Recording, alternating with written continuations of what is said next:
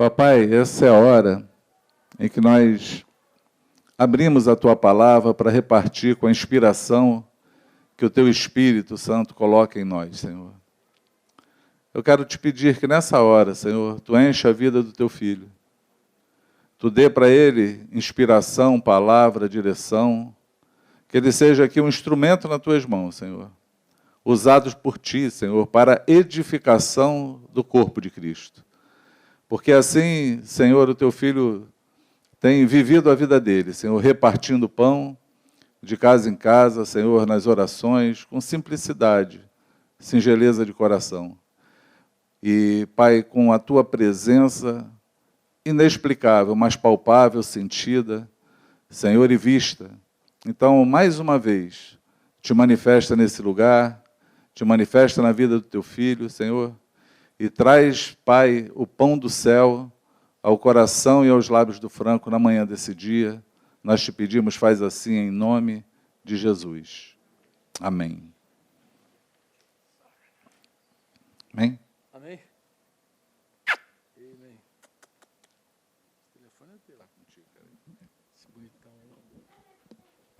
Bom dia, amados pais. Tudo bem, né? Vocês perdoam o Cidinho. Está ficando já velhinho.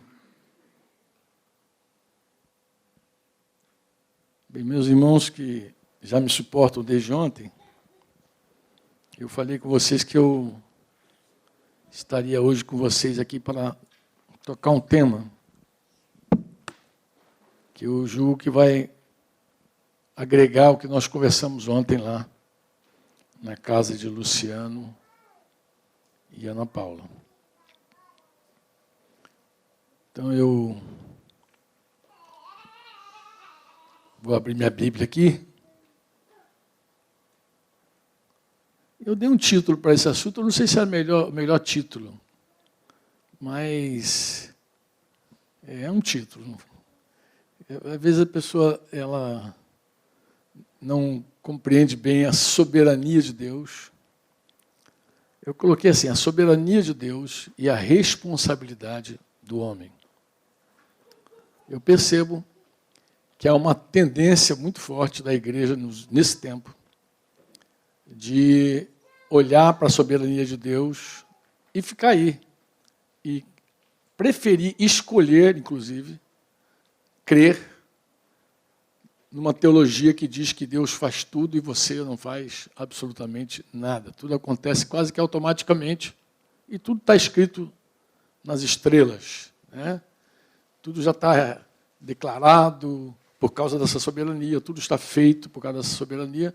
Eu não tenho nada para fazer e eu quero conversar um pouquinho com vocês sobre esse assunto. Gostaria muito que fosse uma conversa como aquela de ontem lá na sala de vocês, ficar bem à vontade aqui, mas qualquer coisa puxa o meu paletó. Não estou com paletó, então vou ficar bem. Puxar o paletó é um termo antigo, tá, amados?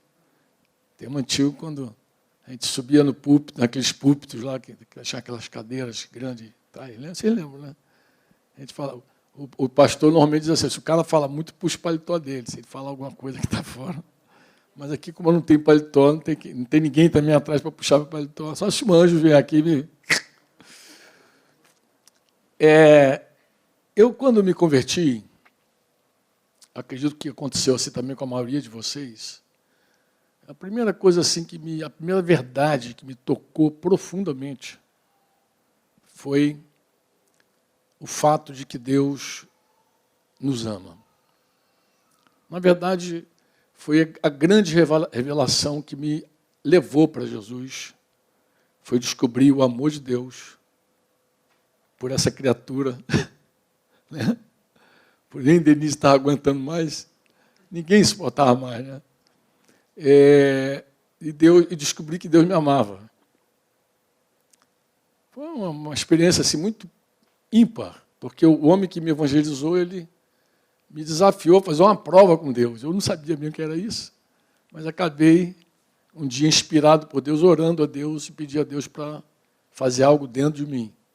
Porque eu era tão incrédulo, e Denise sabe disso, que se Deus fizesse qualquer coisa fora de mim, eu não daria, eu não creria que era Deus. Eu não veria como um sinal de Deus do amor de Deus. O homem que me orientou, embora analfabeto, ele conhecia bem as Escrituras, ele me orientou da seguinte maneira, ele falou: Franco, você faz assim, você pede a Deus algo que só Deus pode fazer, como um sinal do amor dele na tua vida, o propósito que Deus chama, Deus tem um propósito na tua vida. Ele dizia isso, me evangelizando. Então eu fiz essa oração e um dia Deus me provou esse amor e eu fiquei assim maravilhado, maravilhado. Eu acho que é a primeira grande verdade que impacta a maioria de nós. E a igreja gosta disso, né? Como nós temos canções hoje, nós tínhamos canções naqueles tempos também, né? Olha, Deus te ama e quer te dar a paz, te abençoe, né? Ou então, você tem valor, o Espírito Santo se move em você, quero que valorize o que você... Ih, a gente chorava. Que tremendo descobrir o amor de Deus, o valor que Deus nos dá, que é real, tudo isso é verdadeiro. Verdade total. Você saber que Deus ama você como ninguém, e Deus pagou um alto preço pela tua vida. Você não foi comprado nem com ouro, nem com prata, disse Pedro, nem com coisas perecíveis desse mundo, mas você foi comprado pelo precioso sangue de Jesus. Meu Deus, quando eu entendi esse mistério, eu fui restaurado, eu fui curado dos meus traumas, dos meus complexos. Falei, meu Deus, que tremendo, Deus me deu valor mesmo, Deus pagou por mim um alto preço. E eu fiquei assim, como quem sonha. Lembra do Salmo 126, né? Quando o Senhor restaurou a sorte de Sião, nós ficamos como quem sonha. É um bom salmo, poderia ser um salmo como pano de fundo esse salmo. Nós ficamos como quem sonha. Então a nossa boca se encheu de sorriso, né? Entre as nações se dizia, grandes coisas fez o Senhor por eles. Realmente, grandes coisas fez o Senhor por nós, e por isso nós estamos alegres. Assim, eu estava aí nessa primeira parte do salmo, porque esse salmo ele tem um vácuo, ele tem uma lacuna, não sei se você percebe. Quando você começa a ler o Salmo 126, de repente, você começa celebrando, de repente você cai numa oração. Aí eu pensei que alguém fosse colocar aí. Ele cai numa oração dizendo, restaura, Senhor, a nossa sorte. Aí você fica meio assim, mas começou tão bem, agora está pedindo para restaurar, que coisa é essa? Bem, eu fiquei assim também, extasiado com o amor de Deus, impactado, cantando as canções do amor de Deus, chorando, que nem hoje, né? Aquele pastor que vai atrás das ovelhas. Se a gente começasse a cantar, me ama, ele, aí chora. Repara a igreja, como a igreja gosta dessa música. Foi um tremendo o amor de Deus. Vocês podem dizer amém ou não? Agora, eu tive um segundo impacto também. Esse segundo impacto já foi lendo as Escrituras, porque a hora que Jesus me alcançou, eu parti para a Bíblia para conhecê-lo por meio das Escrituras, né? Comecei a ler, eu só fazia isso, lia, e orava, e jejuava, e lia, e orava, não fazia mais nada, só exatamente, eu digo mais nada, literalmente, eu chegava do quartel, nem se lembra. Não tinha mais televisão, não tinha mais nada, era só Bíblia. Só Bíblia, mas esse cara ficou, aí diziam isso, né? Ficou fanático, enlouqueceu, pirou na batata. Mas eu queria conhecer melhor esse amor. E aí eu tive um segundo grande impacto, lendo as Escrituras. Que segundo grande impacto foi? Que eu percebi, lendo as Escrituras, que no reino de Deus há sempre uma contrapartida. Como assim, Franco? Deus espera que também nós o amemos. Não, vou mais longe que isso. Porque aí você vai pegar lá João 4, 23, quando Jesus conversa com a mulher samaritana. Ele não só espera, ele procura verdadeiros adoradores que o adoram em espírito e em... Foi outro choque. Falei, como assim, pô? O negócio estava tão bom. Olha, Deus te ama. Deus também quer que eu o ame. Como eu vou amar Deus? Como amar Deus? E depois, quando você começa a ver os mandamentos do Senhor, Ele espera não só que eu o ame, Ele espera que eu ame meus irmãos. Amai-vos uns aos outros, assim também como eu os amei. E o pior de tudo, ame a sua esposa. Por que estão rindo? Não, eu digo que é pior, porque amai-vos uns aos outros não tem CPF, amado. Nós fazemos a nossa seleção, a gente ama alguns. Por que esse mandamento pesa para o marido? Porque quando ele diz, ame a tua esposa, como Cristo amou a igreja e deu sua vida por ela, ele já sabe quem é. E não tem como ele escapar, fugir. Não tem como. Já está, principalmente no meu caso, já era casado. Não me converti solteiro, me converti casado. Aí, meu irmão, a chapa esquentou. Eu falei, Senhor, tu me amas, eu gosto tanto disso. Ama, mas eu amar, aí já está pedindo muito.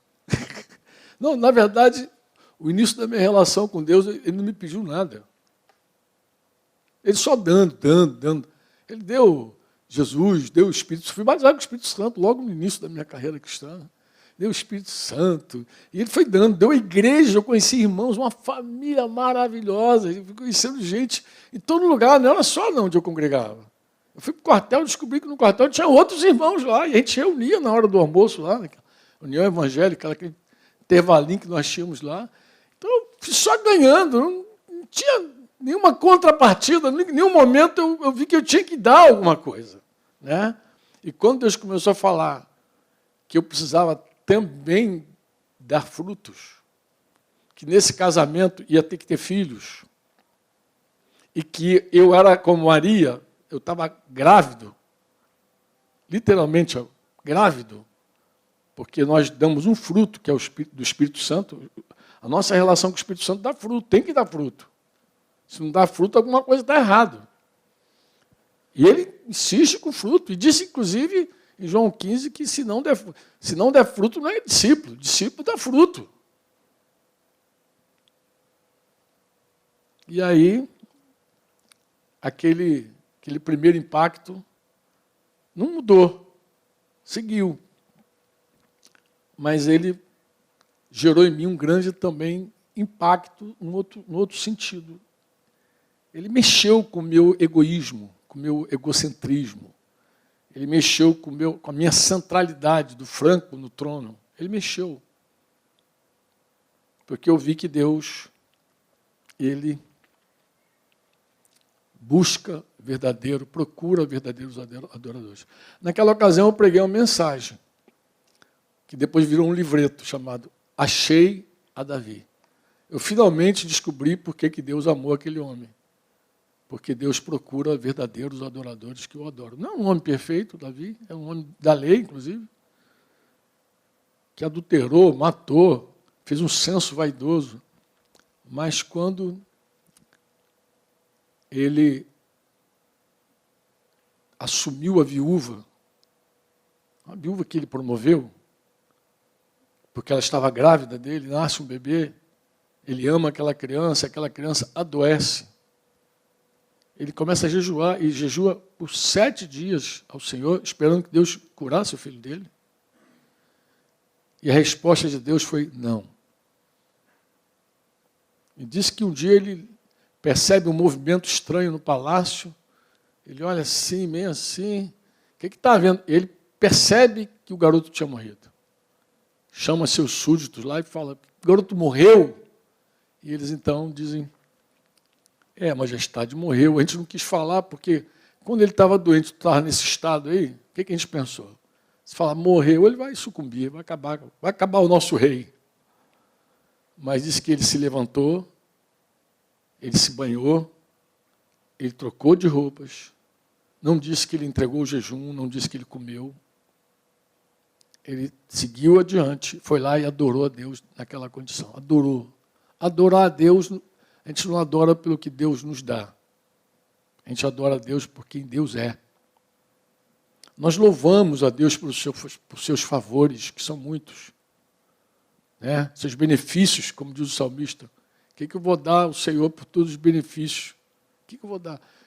Então, a gente louva o Senhor, a gente se rende, a gente canta, a gente pula por tudo que Deus tem nos dado e feito. Mas adorar, nós adoramos por quem Ele é.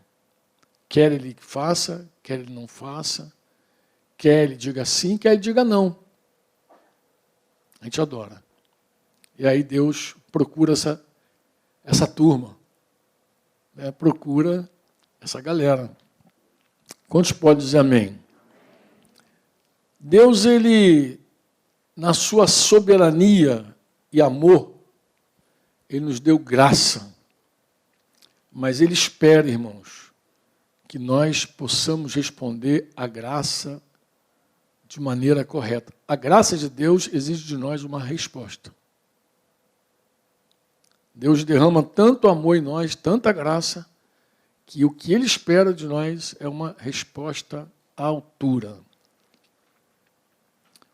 Quando Paulo explica, por exemplo, a eleição segundo a graça, ele deixa bem clara essa contrapartida. Eu vou abrir aqui Romanos com vocês, vou começar a ler a Bíblia, porque eu estou falando aqui, Romanos 11.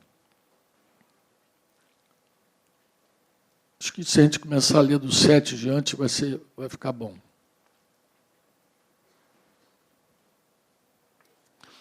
Quando Paulo está explicando, na verdade, capítulo 9, 10 e 11 de Romanos, Paulo está falando um pouquinho sobre a questão dos judeus, da eleição dos judeus. Mas quando ele começa a explicar sobre essa eleição, ele também fala sobre nós. Ele diz, por exemplo, que nós devemos considerar a bondade, versículo 22, e a severidade de Deus. Ele está explicando, eu vou voltar um pouquinho antes, né? Versículo 19 diz assim, dirás, pois, alguns ramos foram quebrados para que eu fosse enxertado. Ele está explicando que os ramos naturais, que eram judeus, foram arrancados da videira, para que nós, que não somos ramos naturais, somos oliveira brava, né? nós somos gentios, nós fomos enxertados na videira. Então ele está explicando que no plano da soberania de Deus, ele explica que Deus fez Israel tropeçar. Deus fez ele veio para os que eram seus, mas os seus não os quiseram. Então ele abriu uma porta para que todas as pessoas pudessem entrar. Isso você vai ver no final do capítulo 11, quando ele diz que Deus, então, para ter misericórdia de todo mundo, ele encerrou todo mundo debaixo de desobediência. Todos pecaram, destituídos estão na glória de Deus. Ou seja, uma porta que estava fechada para nós, que era uma porta apenas para os judeus, Deus em Cristo, Deus por um plano, por uma soberania, fala que Deus é soberano, ele abriu essa porta, com a sua soberania, abriu essa porta para nós entrarmos. Mas abriu como, Franco? Abriu pela incredulidade dos judeus. Quando os judeus não receberam, o pai falou, é agora, vou abrir para todos os gentios. E aí nós entramos nessa graça, nós entramos nessa misericórdia, nós entramos nessa bênção, por assim dizer, né? Mas muita gente hoje diz que entrou e está aí e não sai mais. Uma vez salvo, sempre salvo. Inclusive usam esse próprio capítulo para explicar isso, essa fé estranha.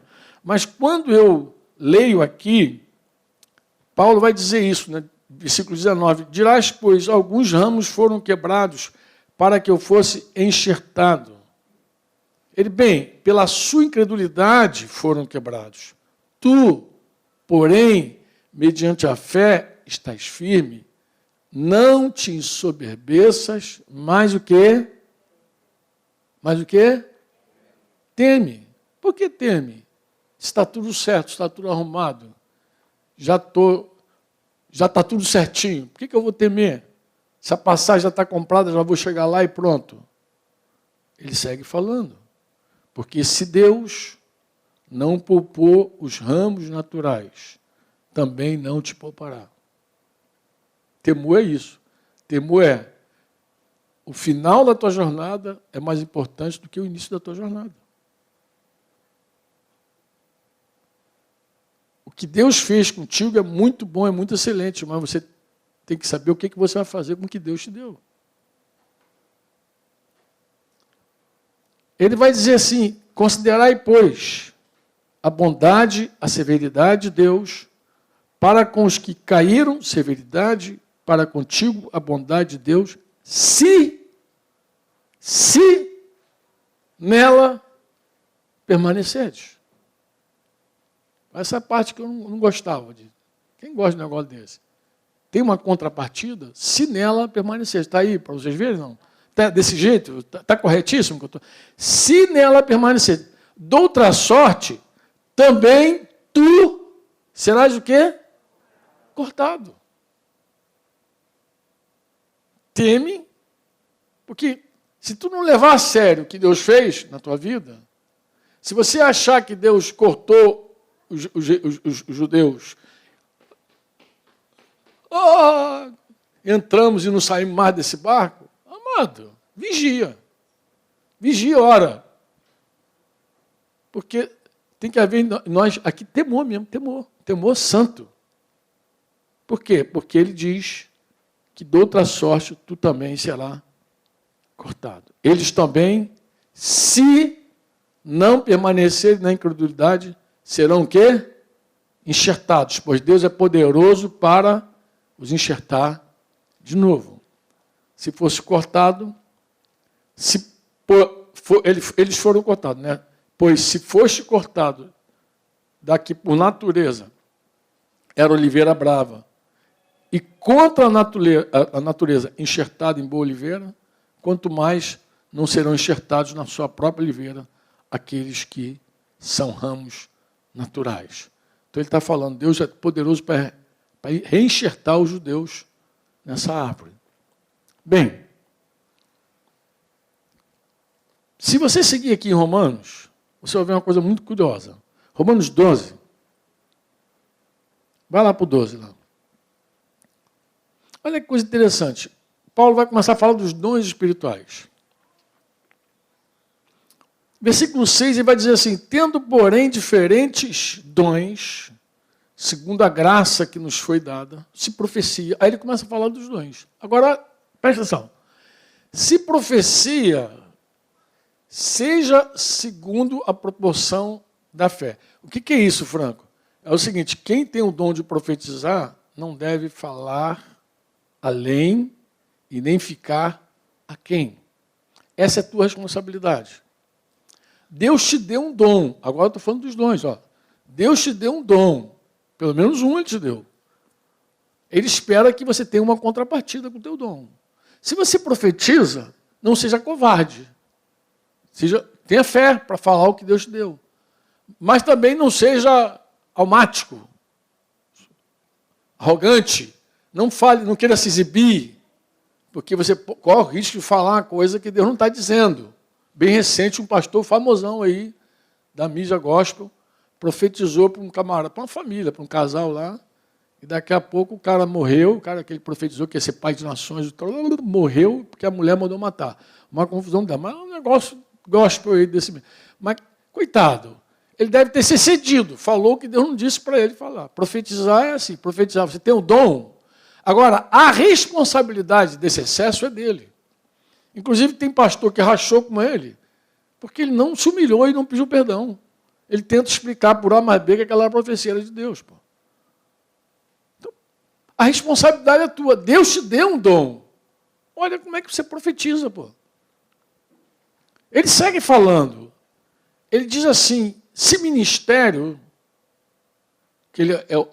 esse ministério aqui é o diácono, é o serviço mesmo. Pode ver isso no original, não é isso. Diaconia. Agora, dá a maior confusão, porque ele diz assim, se ministério, dediquemos-nos ao ministério, mas é uma palavra séria, se é diaconia, diaconia. Como assim? Se Deus te deu um dom para servir, o que você tem que fazer? Servir. É por isso que ele repete a palavra. Quem serve tem que servir, pô. Quem recebeu o dom do serviço tem que servir. Você recebeu o dom do serviço e fica em casa comendo pipoca, Netflix, você está perdendo a tua oportunidade de servir, pô. Quem serve, serve. E ele segue falando. A responsabilidade é tua. O que adianta Deus te dar uma diaconia e você ficar em casa cuidando das tuas plantinhas? Eu gosto também de cuidar da minha. Pô, cara, fica lá regando, aí cuida do cachorrinho, aí lá, é um servo de si mesmo. Pô, cara, Deus te deu um dom para servir outras pessoas. Serve, pô, é isso que ele está dizendo, isso é tua responsabilidade, pô. Ele diz assim, ainda, eu gosto disso aqui pra caramba, quem ensina, o que faz quem ensina? Esmere-se, dedique-se, estuda, se ensina, cai dentro, pô. Deus te deu uma didática boa para me ensinar, compartilhar a palavra. Meu irmão, mergulha. Não perca tempo com baboseira. Estou falando de boa. Não perca tempo com baboseira. Eu gostaria muito de entender essas coisas no começo da minha jornada. Como eu perdi tempo com besteira. Teve um tempo que eu digo, e olha que eu trabalhei, mas quando eu faço minha conta, eu digo assim, podia ter feito melhor. Eu podia ter estudado mais. Eu podia ter me dedicado mais. Eu podia ter feito muito mal. Eu tenho plena convicção do que eu estou te falando. Tenho plena convicção. Um dia lá na glória tu vai ter certeza do que eu estou falando. Tu vai, pô, bem que o Frank falou. Porque Deus tem controle de tudo isso aí. Ele sabe como a gente joga tempo fora. Ele sabe como a gente desperdiça a vida. Bem, aqui eu gosto dessa aqui, ó. O que exorta, faça com que?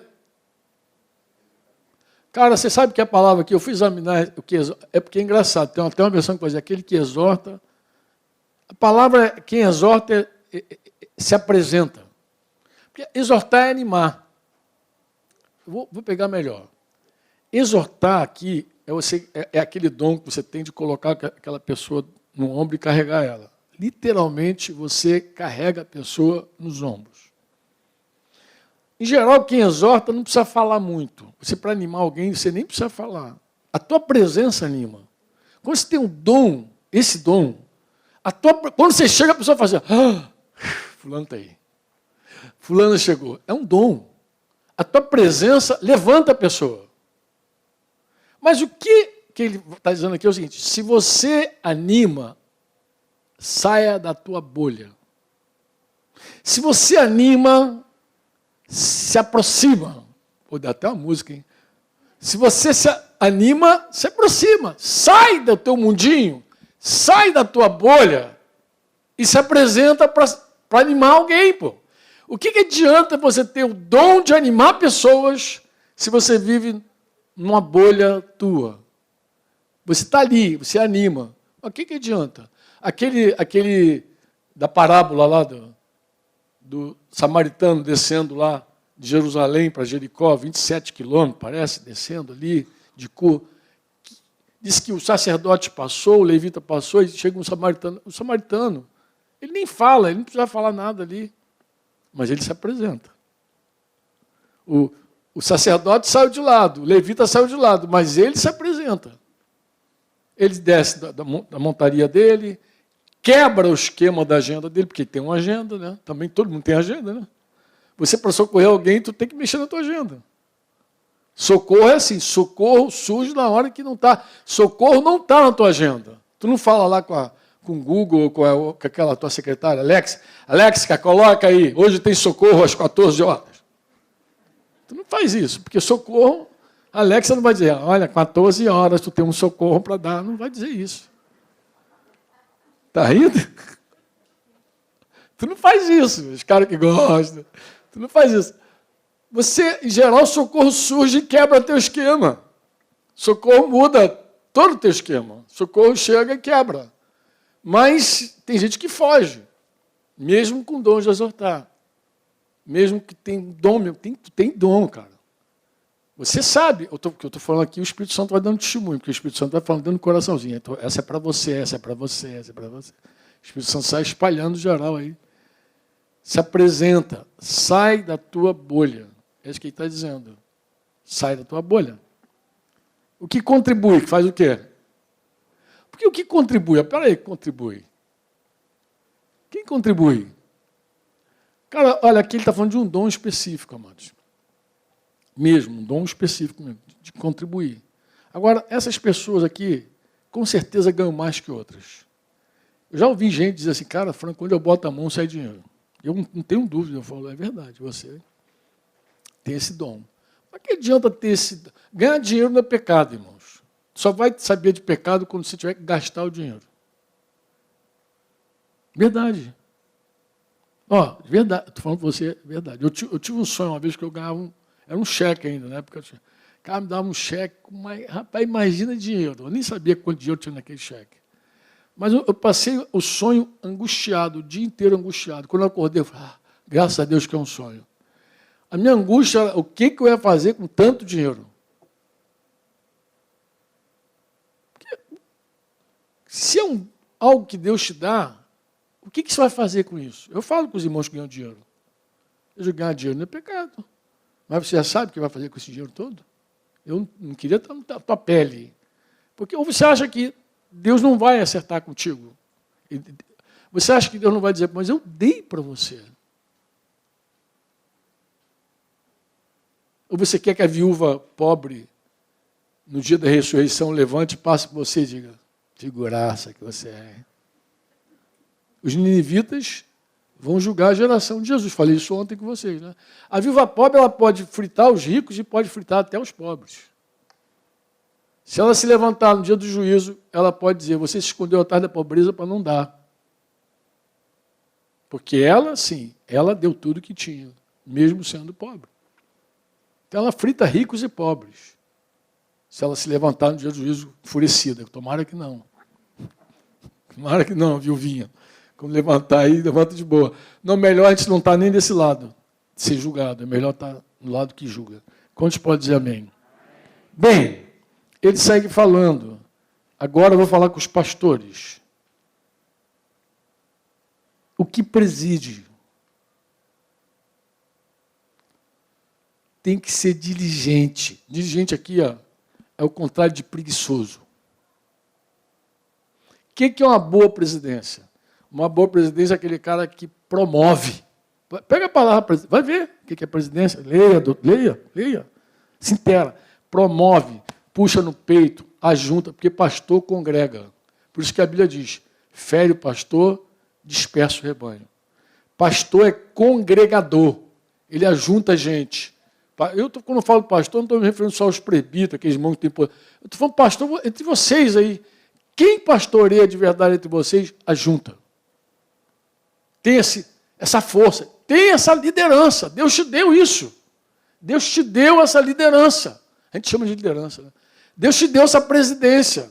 Deus te deu essa capacidade de você falar, vem, e as pessoas te ouvirem e irem. E você faz o que com isso? Preguiçoso, fica lá comendo pipoca. É isso que ele está dizendo aqui. A tua parte é ser diligente. O dom Deus já te deu. Você sabe que quando você fala, as pessoas ouvem. Ele já te deu o dom. E você faz o que com esse dom? Essa toda é a questão aqui de Romanos 12. E diz que aquele que exerce misericórdia deve fazer isso com alegria. Sabe o que é engraçado? Eu não sei se vocês viram isso, perceberam isso em algum momento. Durante a pandemia, eu vi que alguns irmãos que exerciam misericórdia, até a gente da área de saúde, estavam numa tristeza total. Em vez de estar alegre, estava triste. Falei, filho, se tu continuar assim, tu vai matar o resto da população de tristeza. Reage. Quem exerce misericórdia, e em todos os sentidos, até quando você tem que perdoar, até quando você tem que descer, exercendo misericórdia, até quando você tem que estender a mão para tirar alguém que está lá, faz isso com alegria, não faz com pesar. Não contabiliza essa coisa com tristeza, não. Não é isso que Deus espera. Você pode dizer amém ou não? Bem, estou dando a lista dos dons aqui. Eu podia seguir com você. O cara vai se compadecer de mim ali, ó, viu? Dar uma torcidinha, ele vai fazer, vou arrumar água para o Heavy. Assim que é bom, tá vendo, Cidinho? Se você seguir Romanos, acho que vou ficar só em Romanos. Agora, não indo adiante. Vamos voltar. Volta para Romanos. Volta para Romanos 10. Poxa, só em Romanos dá para mostrar tudo para vocês. Coisa linda, né? Romanos 10, 9 e 10. Se com a tua boca... Tem água aqui, rapaz. Quem disse que não? O Cidinho é fogo, o Cidinho fica me atrapalhando aqui.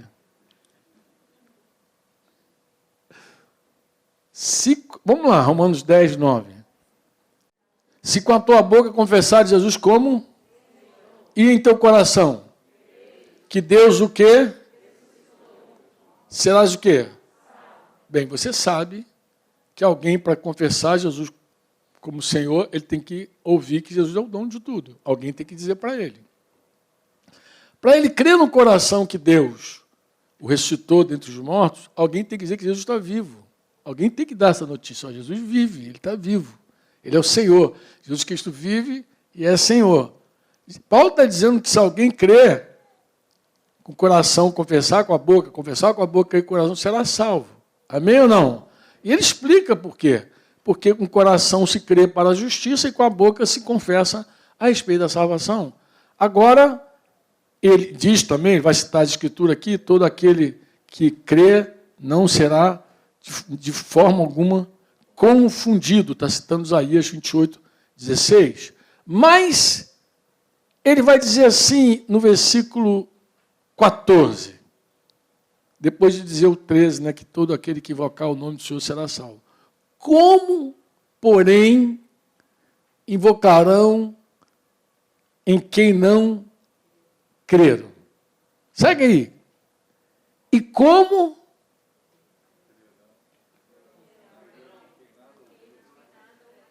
crerão naquele de quem nada ouviram? E mais do que outra pergunta que ele faz?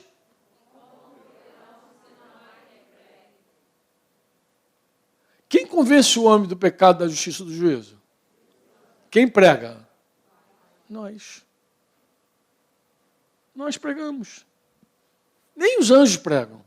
O anjo apareceu para Cornélio lá, cheio de boas obras, o cara, as suas esmolas, as suas orações subiram, se constituíram num memorial diante de Deus. Puxa, está salvo? Não, está salvo não, está perdido. Boas obras não salva não, filho. Mas é o seguinte, vou te dar o endereço. Isso é o anjo mais moderno, né?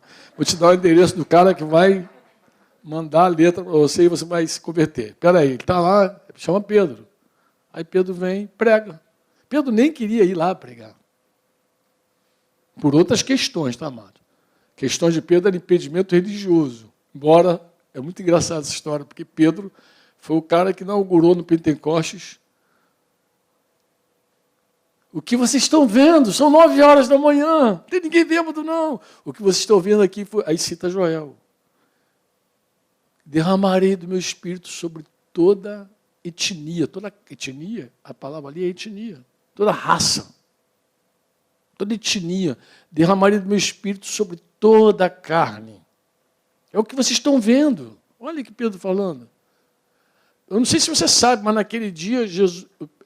A profecia já fala disso, mas naquele dia, naquele exato dia, quando o Espírito Santo se derramou ali no cenáculo com 120 pessoas, homens e mulheres, devia ter velhos e jovens, porque ele fala sobre isso também, ele começa a quebrar toda a parede de separação judaica. Ele fala assim, ó, vossos filhos e vossas filhas, mulher também, mulher era considerada naquele dia de segunda categoria. Não sei se vocês sabem disso. A mulher era propriedade do pai, era propriedade do marido, era propriedade de um senhor. A mulher não era emancipada naqueles dias. Mulher não tinha direito a nada.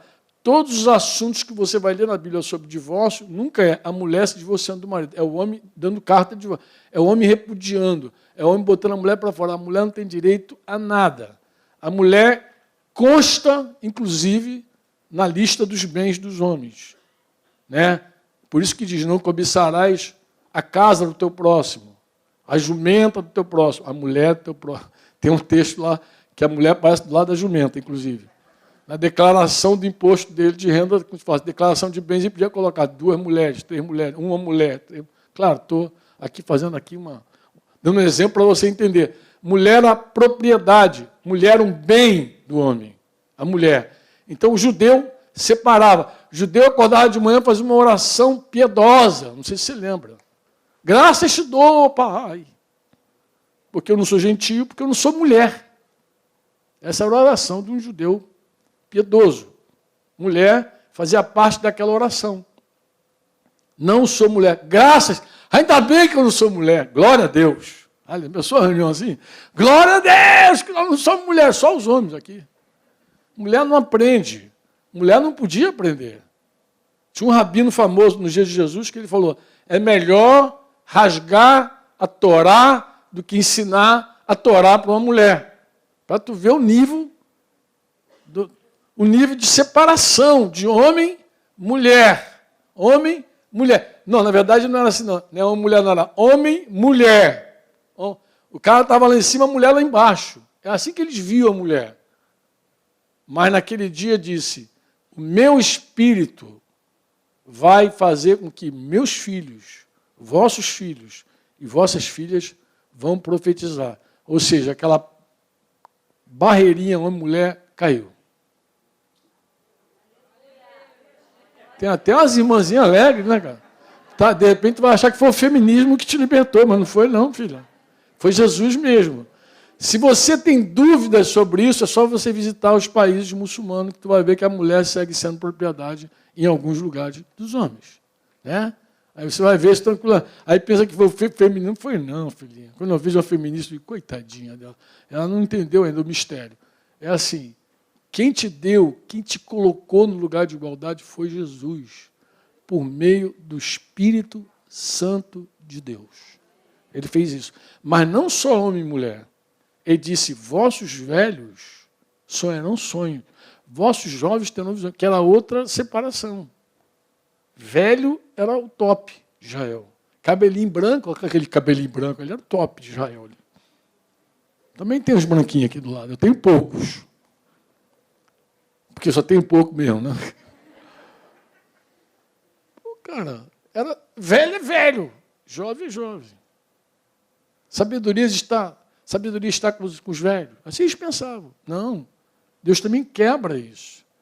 E Deus quebra até aquela ideia de que, isso você vê no Evangelho de João, quando ele se refere a plebe. Eles chamavam de plebe. Eles chamavam o povão de plebe. Todo mundo que não conhecia o idioma hebraico, porque naquela época já quase ninguém falava hebraico, era grego ou aramaico. Não conhecia hebraico.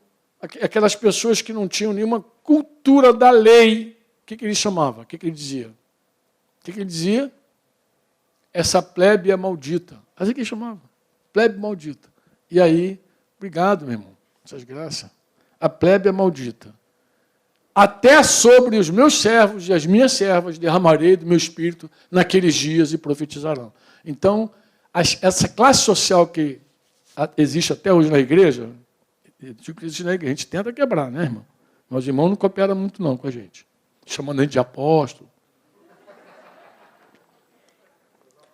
Não, agora tem que dar ajuda, né, cara? Pro cara, né? Talvez você não saiba, mas, por exemplo, quando nós entendemos o reino de Deus, nós vimos também que não havia classe entre nós. Existem os que presidem, os que servem vocês, no poder e na sabedoria do Espírito Santo, mas não nos faz uma casta melhor, mais alta, inalcançável, inatingível. Isso é um erro, é um equívoco. Isso é do mundo, irmãos. Daí, entre nós, a gente não tem aquilo que o mundo destaca, título. Você não vai ver entre nós pastor fulano, pastor Beltrano, apóstolo, muito menos. A gente não vê entre nós. Por que não vê? Porque a gente crê que esses títulos são coisas do mundo. Você não vê na Bíblia isso entre a igreja.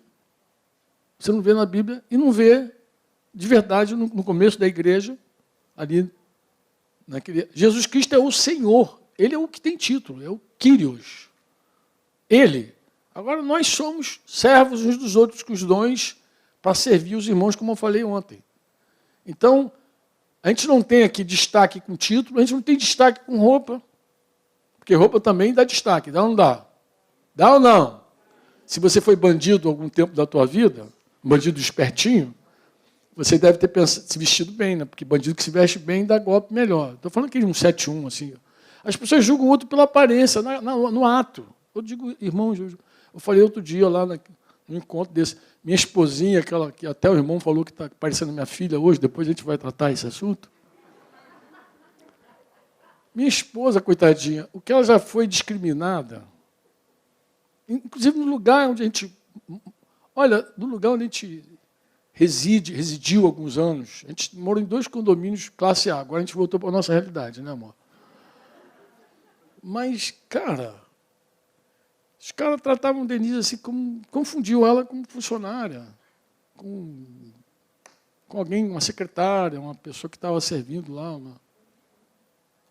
Confundiam, que não tem nenhum problema confundir, mas você vê por que as pessoas confundiam. Eu dizia para ela, filha, primeiro porque tu é pretinha, e depois porque tu se veste desse jeito, teu simplão aí. Porque se você... As pessoas olham para a roupa. Quando vê aquela roupinha, aí diz, top. Se botar uma roupinha mais pebinha, é pebinho. As pessoas são assim. As pessoas são desse jeito. Então já aconteceu tudo, Cidinho. Nem te conto para você não ficar rindo da baixinha depois. Mas já aconteceu, ela saiu, o cara diz, já vai, né? Que bom, saiu mais cedo hoje, vai descansar. Tá rindo? Tá rindo porque ela é contigo, meu irmão. Não, mas a mais engraçada foi o seguinte, um dia está lá, isso lá em Curitiba, ela sai para botar o lixo lá, tinha uma área lá de serviço, ela saiu na área de serviço, mas ela falou assim, pô, Franco, eu estava com pijama assim, aquele frio de Curitiba, né? Saiu todo aquele dia, eu fui lá e tinha uma menina limpando lá, varrendo, uma funcionária do condomínio lá, e de repente ela botou a mão assim na porta, assim, e falou assim, estou dando para conhecer aqui os moradores desse apartamento. Eu não conheço os moradores, Denise. Quer conhecer o quê? Quem mora aqui é eu. Por que as pessoas fazem isso? Porque julga pela aparência, julga pela pele. É assim ou não é? Julga. Estou falando sério, gente. Julga. Então, falou, o reino de Deus, ele zera todo mundo. Todos nós em Cristo somos um. Você pode dizer amém ou não? Isso, inclusive, na igreja deveria ser o modelo. Entre nós deveria ser o modelo. Modelo de quê? De junto e misturado. De a gente poder sentar em qualquer nível, conversar em qualquer condição, entendeu? Do cara não ficar cheio de dedo para falar, pastor. Não ficar cheio de dedo, tratar como um irmão mesmo. Respeito, a gente não tem por causa de título. O irmão pode falar pastor e te xingar, seu pastor safado! Você já viu briga em tribunal, já? Já viu os advogados com promotor lá trocando... Vossa Excelência é um energúmeno! Você pode xingar qualquer um desde que coloque a excelência na frente e tudo. Amado, a igreja é a família de Deus. Eu vejo tanta formalidade que às vezes até para apresentar alguém... Vou trazer agora o irmão Luciano. Como é que tu chama teu irmão? Tu tem irmão em casa? Como é que tu chama ele? Irmão, tu chama assim, irmão Luciano? Porque até irmão é título entre nós. É irmão Luciano. Não, não pode chamar de irmão não, ele é reverendo. Ali é outra história, ali é reverendo. Vou pegar outro cara aí, pá. Vamos lá. Eu não posso falar irmão. Irmão, como é que eu vou chamar um reverendo de irmão? Reverendo é reverendo. Não, e pior, tem pastor que briga se não chamar. Briga. Eu conheço a história de um camarada que ele disse que, estou de olho na hora dele, que ele falou que, assim que o pastor dele, que era amigo dele, recebeu a imposição de mão, no dia seguinte foi chamar o cara pelo nome, o cara, olha, dobra a língua, a partir de hoje é reverendo fulano. Ele falou, Franco, me enquadrou ali, eu fiquei... Por quê? Porque já colocou logo... Olha para o alto. Eu estou em outra condição hoje. Por que a gente gosta de doutor? Por que a gente gosta disso? Por que a gente não apresenta um irmão médico sem dizer que ele é médico? Só como irmão. Mas tem que dizer assim, fulano é médico. Logo dizer que ele é médico. Daí, é por isso, estava lá o Jairo, lá em Cabo Frio. Cidinho não sabe essa história, não. E aí estão os irmãos conversando lá, ficou famosa essa história, né, em Cabo Frio. Aí está o irmão lá da área de saúde, bombeiro, muito querido, muito amado. E ele falou assim, pô, conversando com o Jairo, aquele cabeçudinho, baixinho, né? Falou assim, tu é da área de saúde também, descobriu que Jairo era da área de saúde. Ele, tu é o quê? Maqueiro lá? Ele falou assim, não, eu sou neurocirurgião. Até o pessoal briga com ele até hoje, chamando o cara de maqueiro. Mas graças a Deus por essa história. Porque ele estava ali no meio, ali, natural. Normal, uma vida normal. Pode ser. Mas o mundo é que dá essas caras assim, a gente brinca. Até hoje brinca com o irmão, e aí, o maqueiro lá, tá, como é que tá? Mas, assim, por quê? Mas é interessante, não? Porque também ele achou que o cara era maqueiro, também, por alguma razão, né? Já também tomou uma dura assim, já? Assim?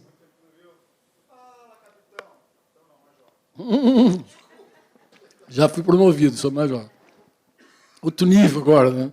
Então, esses níveis que o mundo aplaude, entre nós não deveria haver. Porque nesse dia do Pentecostes, nesse dia, ficou claro que tudo estava zerado.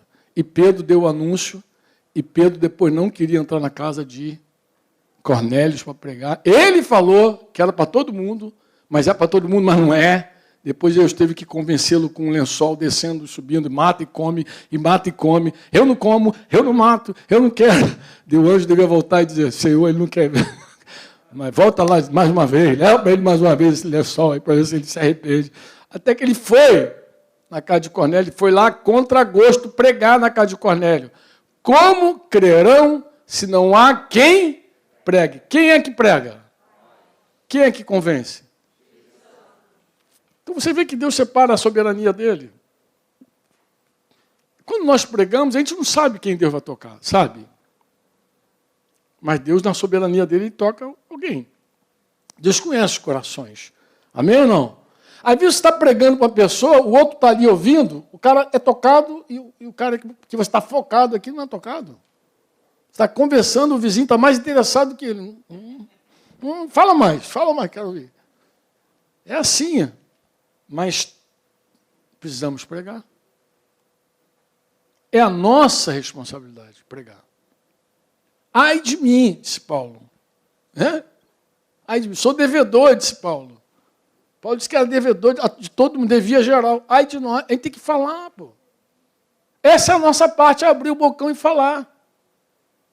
Romper com todas as vergonhas, toda a timidez, todo o medo e proclamar Jesus, pô. Essa é a nossa parte.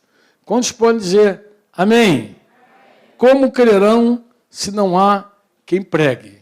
Amém ou não? Eu vou terminar dizendo assim, quero que vocês considerem aqui atentamente 3 conselhos, pelo menos 3 conselhos apostólicos que estão relacionados ao nosso futuro. 3 conselhos apostólicos. Por quê? Porque existem aspectos da obra de Deus na nossa vida que está relacionado ao passado.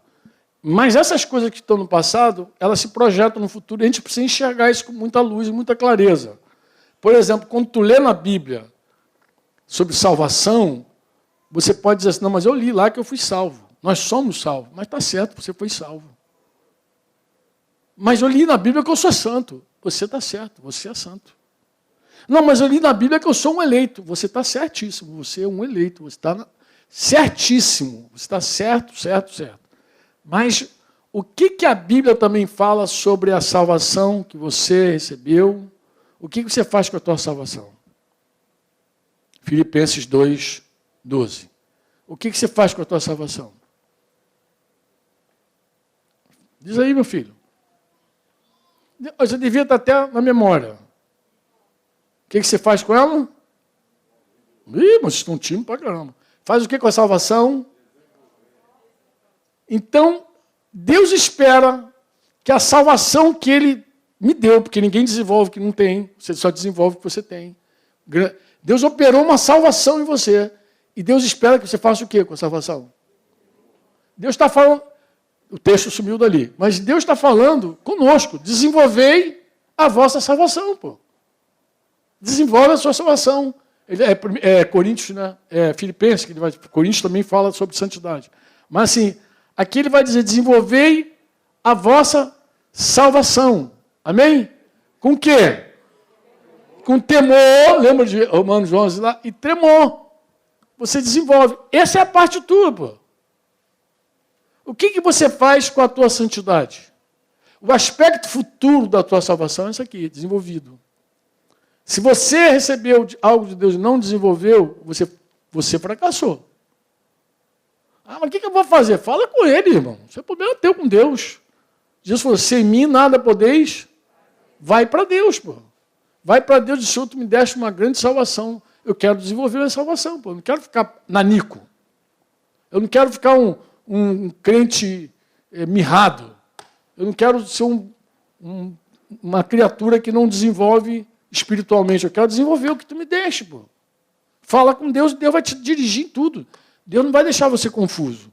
O que a gente faz com a nossa santidade? 2 Coríntios 7:1. O que a gente faz com a nossa santidade?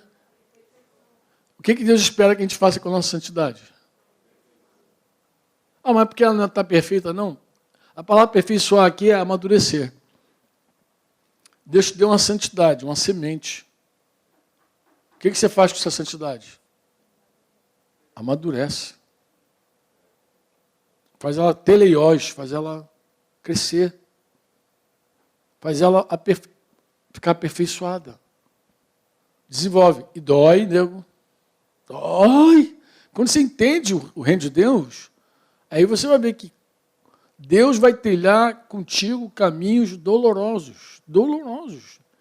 Ele vai meter fogo em você de um jeito que vai doer, mas vai te purificar.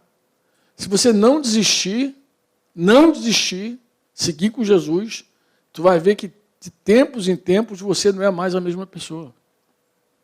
Você vai ver tuas reações e dizer assim, meu Deus, como Deus está me transformando. Mas transformar dói. Mas é a nossa parte. A gente tem que. É a nossa contrapartida. A gente não corre do fogo. A gente não estranha o fogo ardente que há entre nós. Essa é a nossa contrapartida. É querer ser santo mesmo, como ele é santo. Você diz amém ou não? E o que Pedro diz lá em 2 Pedro 1,10 sobre a eleição e a vocação? O que Pedro diz que a gente tem que fazer? Sobre a nossa eleição e sobre a nossa vocação. O que Pedro diz? A gente tem que fazer o quê? Procurar com diligência o quê? Confirma, pô. Essa é a parte tua. Pedro está falando contigo, comigo, pô. Não adianta você dizer, Deus me elegeu antes da fundação do mundo. Confirma isso com diligência. Revela, mostra isso na tua vida.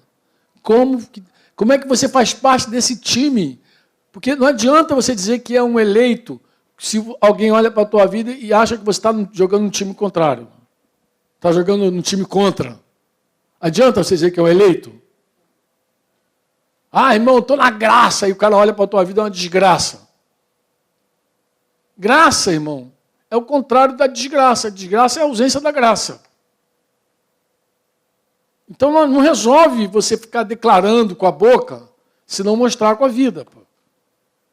Aqui se espera que você diligentemente confirme. Você pode dizer amém ou não? Hebreus 2:3, o autor da carta, ele faz uma pergunta muito interessante, que também fala sobre essa diligência, essa negligência e essa diligência.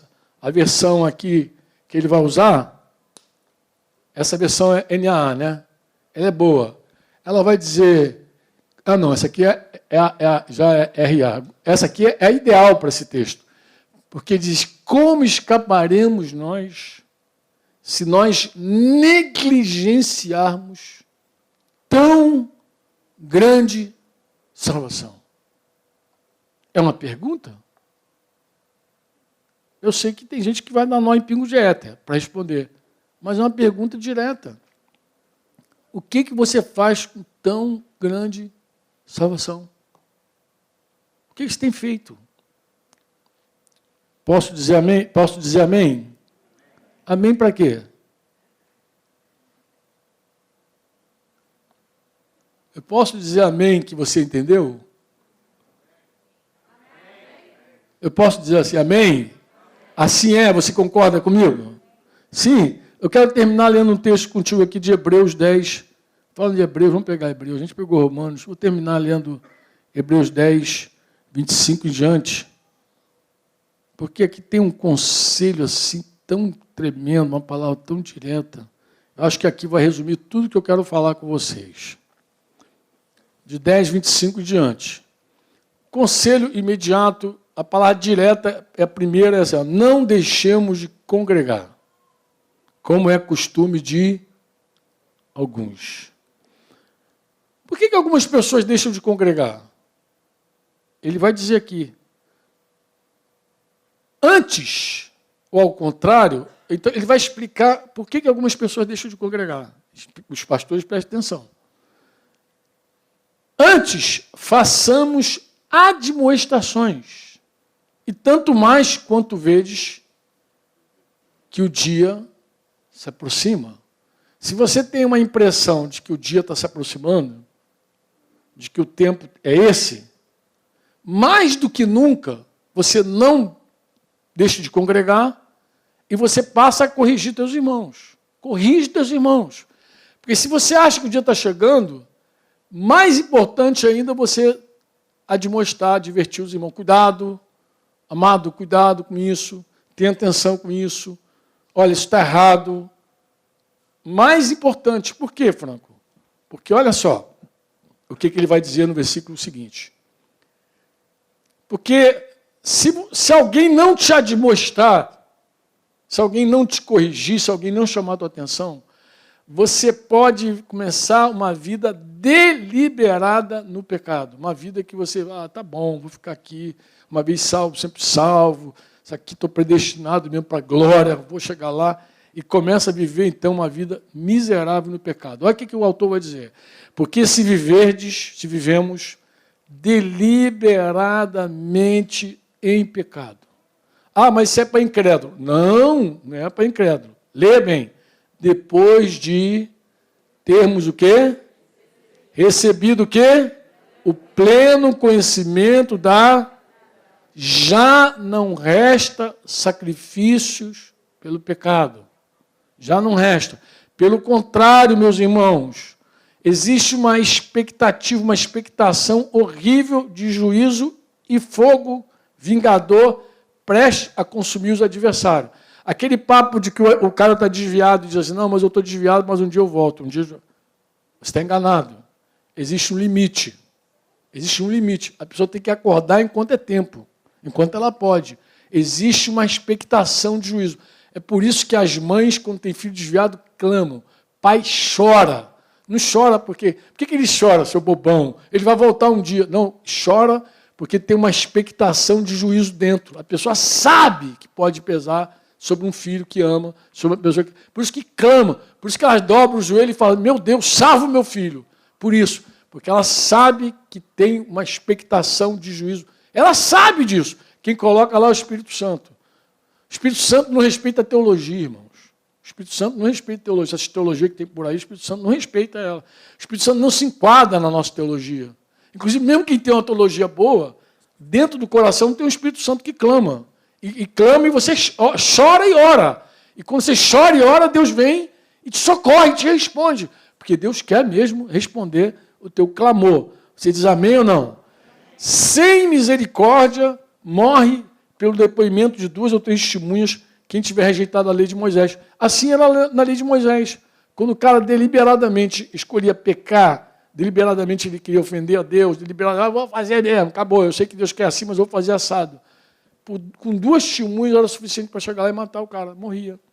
A pergunta do autor aqui é a seguinte, de quanto mais severo castigo julgais vós, será considerado digno aquele que...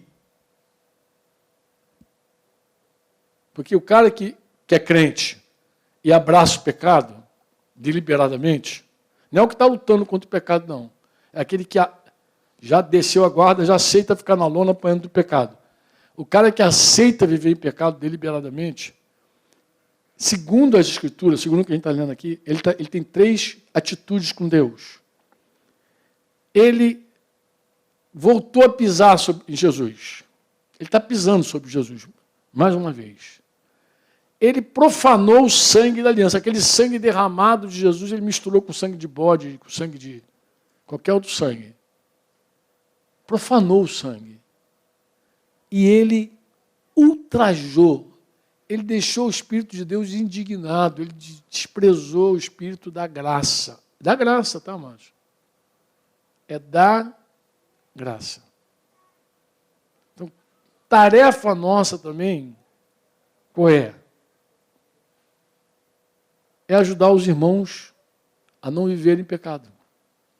Por isso que ele começa, não deixemos de congregar, como é costume de alguns, antes façamos admoestações, principalmente quando a gente está vendo que o dia se aproxima.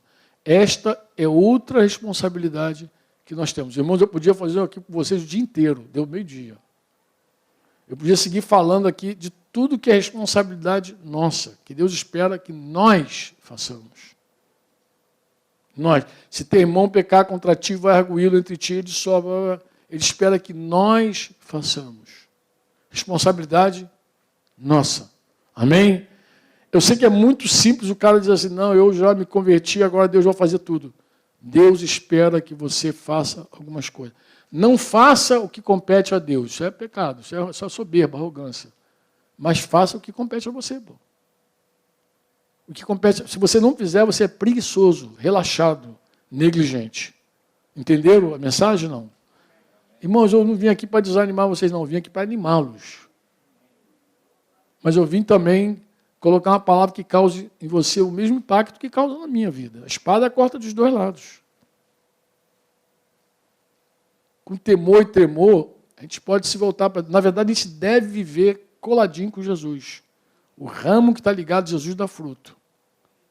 Quem permanece em Cristo, ele dá fruto sem força. Porque o próprio Espírito Santo dá esse fruto para ele. Amém? Mas nenhum de nós vive sem o Espírito Santo. Nenhum de nós, sabe que nenhum de nós? Nenhum de nós vive sem o Espírito Santo. Você pode dizer amém ou não? Podemos orar? Quantos querem orar? Eu quero orar contigo. Vamos ficar de pé, vamos orar. Vamos orar. Papai, nós estamos aqui no nome de Jesus e nós reconhecemos a nossa incapacidade, a nossa insuficiência, Pai. Nós reconhecemos a nossa total, plena dependência de Ti, Pai. Nós sabemos que sem Ti nada podemos fazer. Nada. Absolutamente nada. E quando nós olhamos, Pai, vemos o Teu amor, nós ficamos maravilhados com o Teu amor, com a Tua graça, com a Tua misericórdia, com a Tua justiça, com a Tua compaixão por nós, Pai. É uma lista tão grande, Senhor, de bênçãos. Tu nos deste Jesus. Jesus nos deu o Espírito nos trouxe, Pai, Tua presença e a presença de Jesus até nós, Pai, até o nosso coração. Derramou amor em nossos corações, conforme está escrito. Pai amado, Tu nos deste uma família para amar. Pai, Tu nos deste tanto. Agora, Tu esperas também que nós, de alguma forma, comecemos a dar frutos para Ti, Senhor. É nessa hora, Senhor, que bate em nós um grande desespero de alma, porque nós sabemos que sem Ti nós não podemos dar frutos, Senhor. Nós somos aquele ramo da videira, que só dá fruto se estiver ligado à videira. Nós clamamos misericórdia, Senhor, na manhã desse dia, na verdade já ao meio-dia desse dia. Pai, tem misericórdia de nós. Faz uma obra em nossas vidas, Senhor. Desperta-nos nesse final de ano, Pai. Desperta-nos, Senhor, para sermos frutíferos. Para a gente não negligenciar o dom que recebemos, Senhor. Para a gente reavivar o dom que recebemos, Senhor. Pai, não permita, Senhor, que nós nos percamos. Em nome de Jesus. Pai, o Teu Espírito está aqui entre nós hoje. É uma excelente oportunidade, Pai, do Teu Espírito despertar dentro de nós, reavivar dentro de nós o Teu dom, Senhor. Pai, não queremos enterrar talentos, Senhor. Não queremos, Senhor, não queremos pecar contra Ti, pecar contra as pessoas, Senhor. Senhor, a gente não quer negligenciar, de verdade, essa é a palavra, Senhor. Nós não queremos e não podemos, Senhor, negligenciar tão grande salvação, Pai. Usa a nossa vida, Pai. Usa cada um de nós, Senhor. Enquanto temos vida, fôlego de vida, queremos correr a corrida que está diante de nós. E queremos servir, abençoar, Senhor. A gente quer repartir, a gente quer socorrer, Pai. A gente quer ensinar, a gente quer pregar. A gente quer carregar nos ombros, Senhor. A gente quer ir até o final dessa vida, Senhor. Fazendo aquilo que Tu nos mandaste fazer. Cumprindo a nossa missão, Senhor. Cabalmente, Pai. Pai, mexe com a gente hoje, em nome de Jesus. Desperta o nosso coração, Pai. Desperta o nosso coração, Senhor. Toca a trombeta dentro de nós. Não toca no ouvido, não. Toca dentro do nosso coração, Tua trombeta. E acorda o nosso espírito, Senhor. Desperta-nos, Senhor, do sono da indolência, Pai. Pai, se alguém estiver preso aqui, alguma cadeia de pecado, de miséria, quebra isso em nome de Jesus, Pai. Hoje é um dia bom para libertar os Teus escravos, Senhor. Se alguém voltou para a escravidão, se alguém não saiu da escravidão, Pai, hoje é um dia bom para dizer, sai dessa cadeia em nome de Jesus. Liberta hoje, Pai. Liberta, cura, restaura, em nome de Jesus, Pai. Opera o Teu milagre entre nós, Senhor. Faz a Tua obra poderosa entre nós, Senhor. Mexe com a gente, remexe com a gente, Pai. Toca nosso corpo, nossa alma, nosso espírito. Se alguém entrou doente aqui, saia curado desse lugar em nome de Jesus. Do maior ao menor, da criança ao mais velho, Senhor. Faz a Tua obra no nosso meio, Senhor. O que nós não podemos, Senhor, é Te abandonar, Te deixar, é viver uma vida, a vida que Tu nos deste, na verdade. Viver a Tua vida em função de nós mesmos, Senhor. Não permita que seja assim, Pai. Não permita que seja dessa maneira. Eis-nos aqui, Pai, no Teu altar.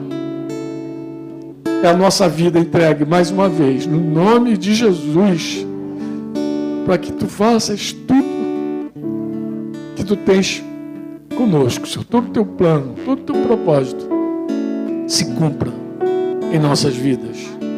É a nossa oração, no nome de Jesus. Quantos podem dizer amém?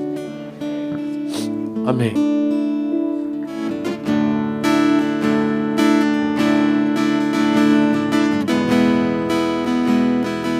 Pediram para eu despedir vocês, mas pensa na coisa que eu não quero fazer. Está tão gostoso. Eu não quero sair daqui sem orar por aqueles que o Espírito Santo começou a despertar o coração. Eu tenho um testemunho dentro de mim que o Senhor tem um novo tempo para a sua igreja. Que o Espírito Santo está renovando uma unção, restaurando o chamado, restaurando o serviço, consertando pessoas, fazendo aquelas flautinhas que estavam quebradas dar som novamente. Que esse é um tempo que os pavios que estão fumegando vão acender novamente. Eu tenho esse testemunho. Mas eu acredito, como o Franco falou aqui, que nós devemos nos apresentar a Deus. Nós devemos vir até Ele. nós devemos responder a sua pergunta: eis-me aqui. Eis-me aqui, Senhor, usa-me. Nós temos que chegar diante do Senhor com palavras de arrependimento.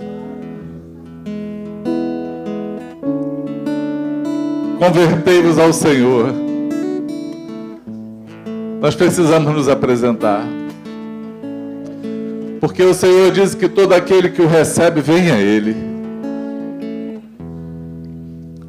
Eu não quero que você saia daqui sem que a gente possa orar contigo. Você pode romper com a barreira que está do teu lado aí, romper com a tua incredulidade. Você pode romper com a tua vergonha. Você pode romper hoje com tudo aquilo que queira prender você no teu lugar. E você pode sair do teu lugar e vir aqui para a gente orar juntos. Você pode se manifestar hoje, falar: Senhor, eis-me aqui, é comigo que tu está falando. A tua palavra, ela entrou hoje rasgando, Senhor, e eis-me aqui.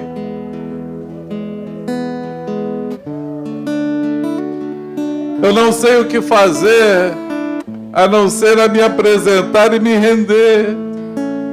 Porque eu acredito que tu falou que sem mim nada podeis fazer. Então eu estou aqui te pedindo ajuda. Se você está aqui, você pode vir aqui diante dele. Clamar por esse socorro, por esse óleo, por essa renovação, por esse renovo na tua vida. Porque ele pode fazer, ele é o único que pode fazer. Ele está aqui para fazer, mas você tem que se apresentar. É bem possível que você nunca tenha dado um passo até para entregar a tua vida a Cristo. Você está aqui hoje, convidado, ouvindo a palavra, e o Espírito Santo fez arder o teu coração. É bem possível que nós estamos aqui hoje, como Pedro na casa de Cornélios. Nós estamos pregando para que você tenha um encontro com Cristo que é maior do que as tuas boas obras. Você necessita disso. Você pode sair do teu lugar. Você pode se apresentar ao Senhor hoje aqui. Se apresenta a Ele. Amém? Senhor, nós estamos aqui rendidos.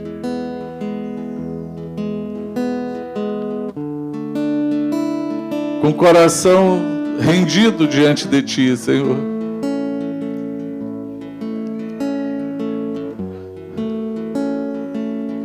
A Tua palavra, ela entra como uma espada hoje nos nossos corações.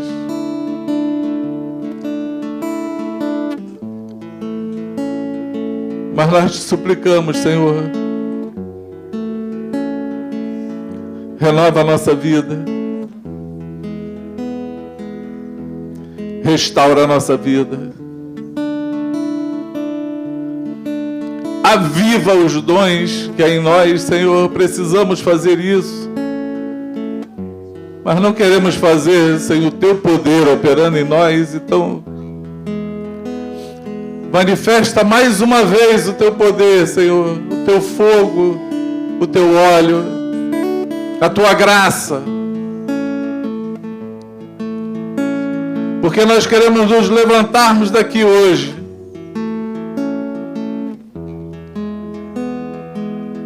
uma nova pessoa, uma nova criatura. Queremos nos levantar, Senhor, imbuídos da Tua missão que Tu nos deu, arrependidos pelo tempo da inércia, pelo tempo infrutífero, pela falta de diligência ou talvez de compromisso. Mas queremos nos levantar daqui hoje focados mas não na nossa força, no poder que opera em nós. Porque, como foi dito aqui, Tu nos deu. Nós recebemos de Ti a salvação. Nós recebemos de Ti o perdão. Nós recebemos de Ti o Teu Espírito. E nós recebemos os Teus dons. Queremos agora desenvolver tudo isso. Queremos dar a nossa contrapartida. Com todo o temor e todo o tremor no coração que Tu tem nos colocado agora, porque existem corações aqui hoje temerosos,